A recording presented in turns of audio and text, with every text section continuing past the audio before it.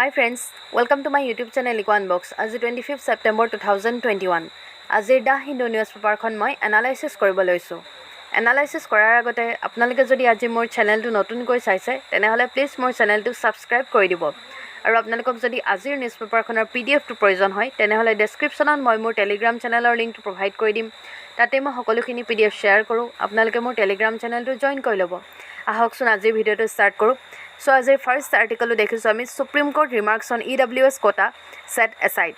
So at Supreme Court ki koise EWS quota or remark korise boli koise. So ei article tut ki koise no ami hetu saosun. The Supreme Court on Friday set aside a Madras High Court observation that the center ought not to have provided 10% reservation for economically weaker section in the all India quota medical seats without obtaining the express approval of the Supreme Court. So at ki koise je Madras High Court observation কৰিব কৈছে যে 10% যোনটো reservation ইকনমিক্যালি weaker সেকশনক দিয়া হয় all India medical সিটছত so হেতু কি কৰিছে without obtaining the express approval Supreme Courtৰ পৰা approval নোপোৱাকে হেতু দিব মানা কৰিছে ইয়াত the High Court's remarks in August came while closing a contempt of court case filed by the DMK.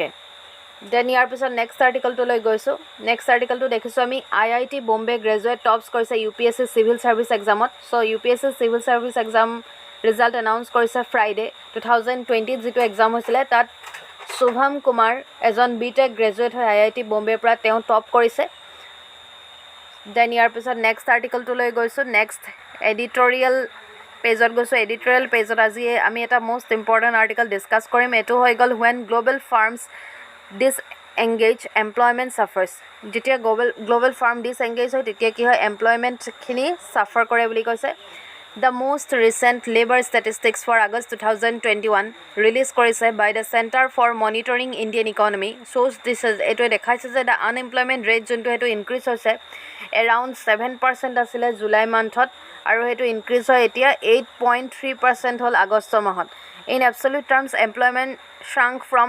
399.7 million in July to 397.8 million. That is 1.9 million jobs were lost in 1 month.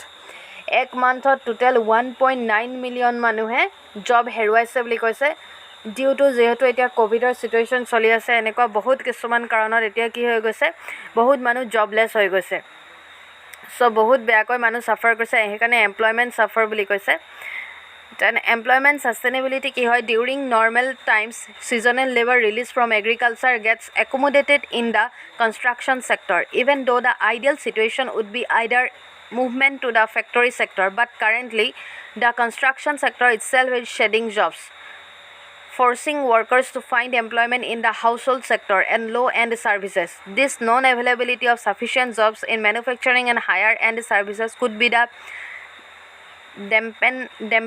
dampener for economic recovery in the subsequent quarters of the current fiscal year.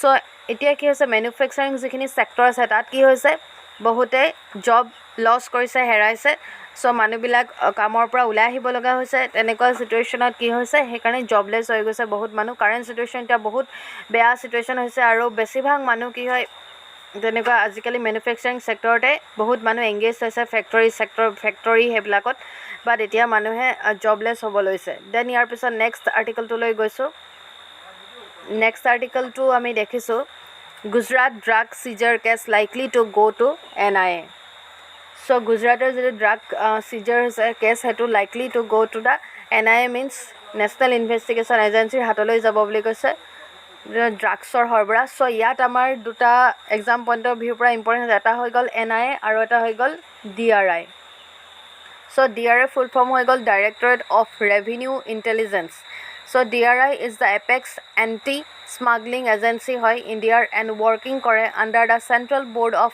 Indirect Taxes and Customs Ministry of Finance Government of India আৰু DRI has been designated as the lead agency for anti-smuggling national coordination center আৰু ইয়াক constitute কৰা হৈছিল 1957 or 4 আগষ্টত then ইয়াৰ পিছৰ আমাৰ next important যেটো এক্সাম পইণ্ট অফ ভিউ পৰা ইম্পৰ্টেন্ট হেতু হৈ গল NIA হৈ গল national investigating agency so NIA বিষয়ে আমি জানি থোৱা উচিত দেন NIA হৈ গ'ল the national investigation agency constitute কৰা হৈছিলে under the national investigation agency act 2008ত।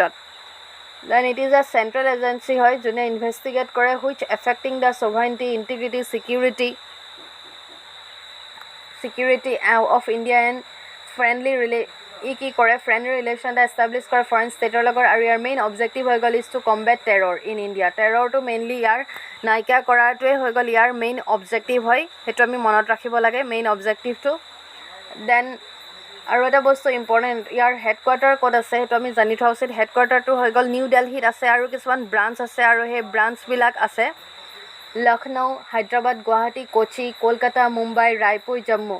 The NIA Bill 2019 was passed by the Parliament amending the original Act of 2018. The bill seeks to allow the National Investigation Agency to investigate the following additional offences. কিছুমান offences আৰু কিছুমান offense এইবিলাক হৈ গ'ল human trafficking, then cyber terrorism, এইবিলাক হৈ গ'ল another কিছুমান কি কৰে চোৱা চিতা কৰে অফেন্সবিলাক। ইয়াৰ মেইন কামটোৱে হৈ গ'ল টেৰৰিজিমটো নাইকিয়া কৰা ইণ্ডিয়াত। চ' এইটোৱে হৈ গ'ল নেশ্যনেল ইনভেষ্টিগেটিং এজেঞ্চি। দেন ইয়াৰ পিছত নেক্সট আৰ্টিকলটো লৈ গৈছোঁ। নেক্সট আৰ্টিকলটো দেখিছোঁ আমি economy on sustained revival path. Finance মিনিষ্টাৰে কৈছে ইকনমি এতিয়া কি হৈছে ৰিভাইভেল হ'ব লৈছে, আগতকৈ গ্ৰ'থ হ'ব লৈছে, ইকনমিখন ভাল হ'ব লৈছে। So' union finance minister Nirmala Sitharaman on Friday said that Indian economy was on a sustained path of revival and cited rise in GST collection and direct taxes to support her assertion. She further said that the confidence in the Indian stock market was growing as retail and small investors were keenly investigating money in the market. So এতিয়া কি হৈছে stock মাৰ্কেটো গ্ৰ' কৰিব লৈছে আগতকৈ ইকনমিখন এতিয়া কি হৈছে বহুত ভাললৈ আহিছে, যিহেতু পেণ্ডামিক চলি আছিলে আৰু পেণ্ডামিকত আমাৰ অৰ্থনীতিৰ অৱস্থাটো বহুত বেয়া চিটুৱেশ্যন হৈছিলে, গ্ৰ'থ কমি গৈছিলে বা বস্তুবিলাকৰ দাম বৃদ্ধি পাইছিলে, ইনফ্লেশ্যন ৰেট বৃদ্ধি পাইছিলে, বাট এতিয়া সেই গোটেইখিনি নৰ্মেললৈ আহিছে আৰু ইকনমি ৰিভাইভেল পাথত যাব লৈছে। চ' এইখিনিয়ে আছিলে আজিৰ ইম্পৰ্টেণ্ট আৰ্টিকল। যিখিনি ইম্পৰ্টেণ্ট আছিলে সেইখিনি মই ডিছকাছ কৰিলোঁ। আপোনালোকে যদি ভিডিঅ'টো চাই ভাল পাইছে তেনেহ'লে প্লিজ মোৰ ভিডিঅ'টো লাইক আৰু কমেণ্ট কৰি দিব আৰু ফ্ৰেণ্ডছৰ মাজত যিমান পাৰে সিমান শ্বেয়াৰ কৰিব আৰু মোৰ চেনেলটো ছাবস্ক্ৰাইব কৰিব নাপাহৰিব। চ' থেংক ইউ ফৰ ৱাচিং মাই ভিডিঅ'।